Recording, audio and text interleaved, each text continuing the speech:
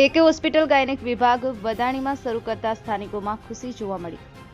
એકે hospital general અને medicine વિભાગ સાથે આજે ગાયનેક વિભાગ શરૂ કરતા દર્દીઓમાં ખુશીની લાગણી વ્યાપી ગઈ હતી, જેમાં આજે અશરફભાઈ પીપરાણીના નવા સાહસમાં મેમણ સમાજ સહિત આજુબાજુ ગામના સરપંચો તથા તેમના સર્કલના સાથીદારો સહિત મોટી સંખ્યામાં સૌ લોકો ઉપસ્થિત રહી શુભકામના પાઠવી હતી।